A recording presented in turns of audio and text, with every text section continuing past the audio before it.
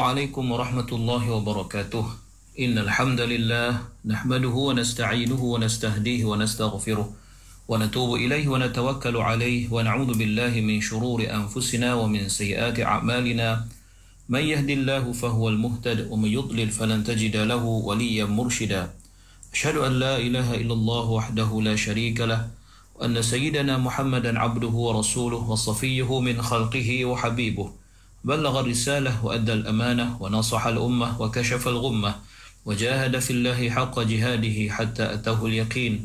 اللهم صل على سيدنا محمد وعلى آله وصحبه وبارك وسلم. أما بعد. Muslimin muslimat sahabat pendengar IKIM yang dirahmati Allah, marilah sama-sama kita rafakkan kesyukuran kehadrat Allah di atas segala nikmat yang Allah Ta'ala kurniakan kepada kita, terutamanya nikmat iman dan Islam. Dan marilah sama-sama kita bersyukur dengan mentaati segala perintah Allah, melaksanakan segala suruhannya dan menjauhi segala larangannya. Mudah-mudahan Allah Subhanahu wa Ta'ala sentiasa memberikan taufik dan hidayah kepada kita, menerima segala amal ibadah kita, mengampunkan segala dosa, kesalahan dan kesilapan kita, dan mudah-mudahan Allah golongkan kita dalam kalangan hamba-hambanya yang bersyukur.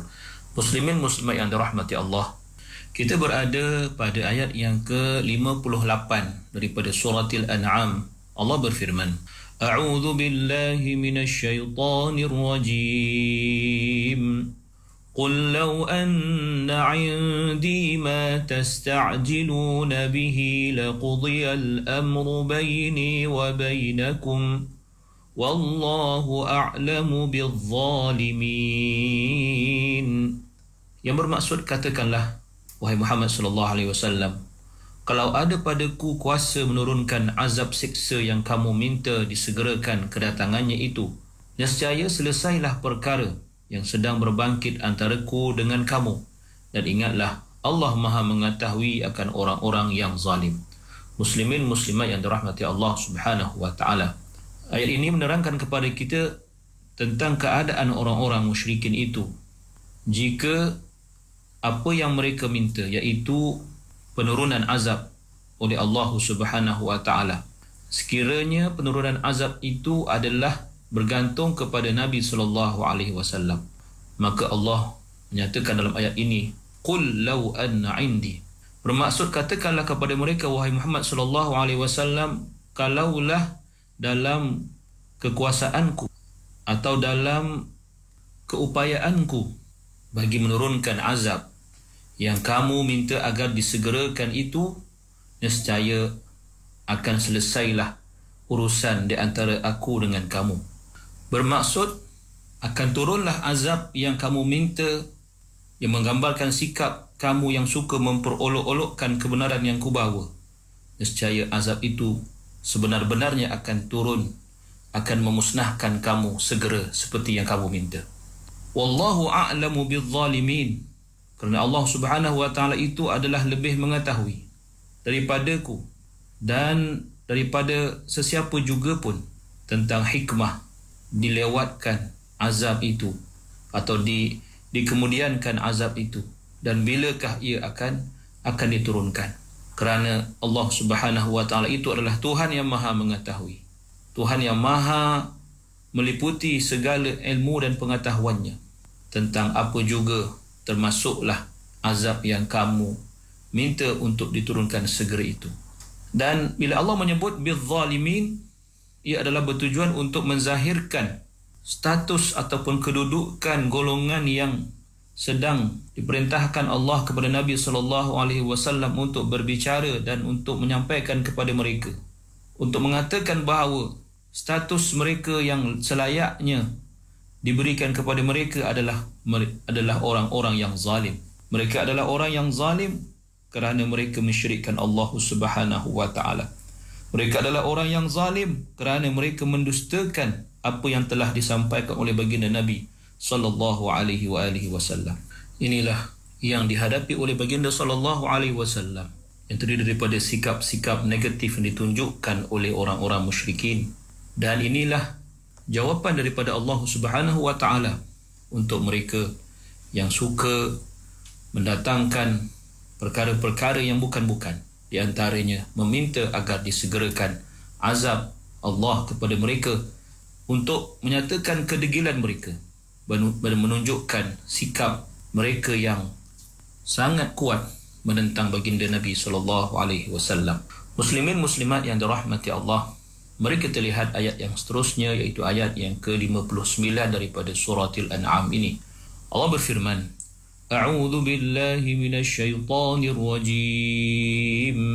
Wa 'indahu mafatihul ghaib la ya'lamuha illa hu wa ya'lamu ma fil barri wal bahri wa ma tasqutu min waraqatin illa ya'lamuha wa la habbatin fi dhulumatil ard ولا حبة في ظلمات الأرض ولا رطب ولا يابس إلا في كتاب مبين. Yang bermaksud, dan pada sisi Allah jugalah anak kunci perbendaharaan segala yang ghaib. Tiada sesiapa yang mengetahuinya melainkan dialah sahaja, dan ia mengetahui apa yang ada di darat dan di laut. Dan tidak gugur sehelai daun pun melainkan ia mengetahuinya, dan tidak gugur sebutir biji pun dalam kegelapan bumi, dan tidak gugur yang basah dan yang kering, melainkan semuanya ada tertulis di dalam kitab, yakni Lauh Mahfuz yang terang nyata. Muslimin muslimat yang dirahmati Allah Subhanahu wa taala. Masih lagi ayat ini dalam konteks berhadapan dengan golongan yang mendustakan dakwah Rasulullah sallallahu alaihi wasallam. Bahkan golongan ini juga yang meminta-minta agar disegerakan turunnya azab kepada mereka. Maka Allah berfirman, wa 'indahu mafatihul ghaib la ya'lamuha illa hu. Imam Al-Qurtubi rahimallahu taala menyatakan bahawa mafatih jamak kepada maftah, dan ada juga mengatakan ia adalah daripada miftah, dan kata jamaknya juga adalah mafatih, dan ia merujuk kepada setiap sesuatu yang merungkaikan atau melepaskan sesuatu yang terikat secara zahir atau secara dapat dilihat, seperti kunci yang digunakan untuk mengunci rumah, ataupun sesuatu yang tidak semesti dapat dilihat, seperti penglihatan yang terkunci dengan sebab apa juga yang menghalang. Ibn Majah dalam sunannya dan Abi Hatim menyatakan dalam kitabnya daripada Anas bin Malik radhiyallahu anhu, beliau berkata, sabda Rasulullah sallallahu alaihi wasallam, inna minan nas mafatihun lil khair maghaliqun lisyarr wa inna minan nas mafatihun lisyarr maghaliqun lil khair fatuba liman ja'ala Allahu mafatihal khair ala yadayhi wa wailul liman ja'ala Allahu mafatihal syarr ala yadayhi. Yang bermaksud, Rasulullah SAW pernah bersabda, sesungguhnya dalam kalangan manusia itu adanya golongan yang menjadi kunci-kunci kebaikan, dan maafkan saya, dalam kalangan manusia yang menjadi pembuka-pembuka kebaikan dan penutup-penutup keburukan. Di samping itu, dalam kalangan manusia juga ada golongan yang menjadi pembuka-pembuka keburukan dan pengunci-pengunci kebaikan.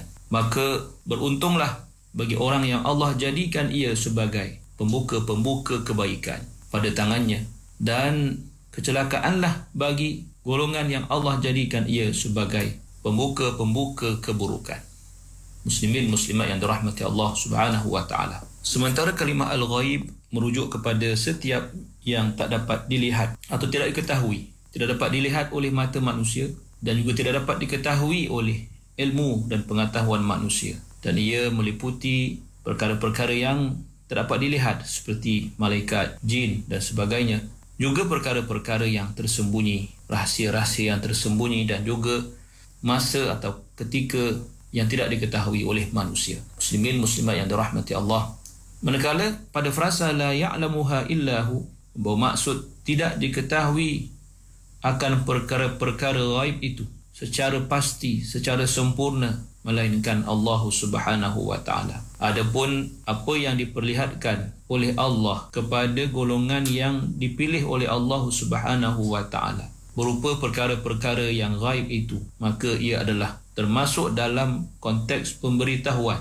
oleh Allah kepada mereka. dan secara hakikatnya ia adalah merujuk dan kembali kepada ilmu Allah Subhanahu wa taala juga. Seperti ayat yang berbunyi, a'udzubillahi minasyaitonir rajim, alimul ghaibi fala yudhiru ala ghaibihi ahada illa man irtada mir rasul. Dalam suratul jin ayat 26 dan 27 yang bermaksud Tuhanlah sahaja yang mengetahui segala yang ghaib, maka ia tidak memberitahu perkara ghaib yang diketahuinya itu kepada sesiapa pun melainkan kepada mana-mana rasul yang ia redai untuk mengetahui sebahagian daripada perkara ghaib yang berkaitan dengan tugasnya apabila Allah hendak melakukan yang demikian. Muslimin muslimat yang dirahmati Allah. Kemudiannya Allah Subhanahu wa taala menyatakan pula kepada kita bahawa ilmu Allah itu tidaklah hanya terhad kepada perkara-perkara ghaib sahaja, akan tetapi ilmu Allah itu meliputi segala-galanya, termasuklah perkara-perkara yang dapat dilihat. Maka Allah menyatakan wa ya'lamu ma fil barri wal bahr, membawa maksud bahawa Allah Ta'ala itu sentiasa mengetahui apa yang ada di daratan dan apa yang ada di lautan. Membawa maksud bahawa di sisi Allah itu adanya pembuka-pembuka kepada perkara-perkara ghaib, yang dinyatakan secara umum bahawa Allah Subhanahu wa taala itu ilmunya meliputi segala perkara yang zahir juga, yang berbeza dari sudut kezahirannya ataupun segi nyata atau tidak nyata. Setelah dinyatakan atau setelah dijelaskan bahawa ilmu Allah itu meliputi segala yang tidak zahir bagi manusia, maka dinyatakan pula Allah itu mengetahui juga yang zahir, seperti yang ada di dalam ataupun di atas daratan dan yang ada di dalam lautan. Maka disebut di sini al-bar wal bahr, daratan dan juga lautan. Didahulukan daratan, kemudian baru disebut lautan, untuk menunjukkan suatu tingkatan daripada yang kecil atau yang kurang kepada yang lebih banyak. Kerana daratan itu jika dinisbahkan kepada lautan, maka sudah pastilah lautan lebih besar dan lebih luas daripada daratan di atas muka bumi ini. Dan sudah pasti lautan itu lebih banyak yang tersimpan di dalamnya, atau yang disimpan di dalam khazanah lautan itu sendiri. Dan disebutkan daratan dan lautan itu di dalam ayat ini untuk menunjukkan betapa kedua-duanya, iaitu daratan dan lautan itu merupakan di antara makhluk Allah yang sangat besar, yang sangat agung, di samping makhluk bernama insan itu sendiri.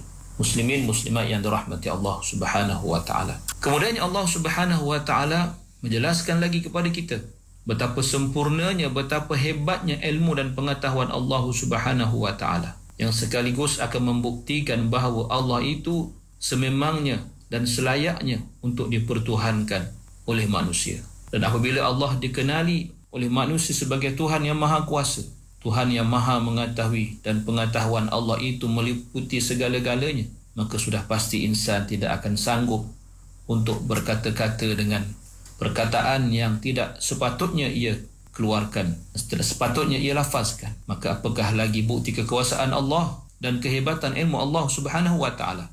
InsyaAllah akan kita sambung dalam pertemuan yang akan datang. Aqulu qawli hadha wa astaghfirullahal azim li wa lakum. Wassalamualaikum warahmatullahi wabarakatuh.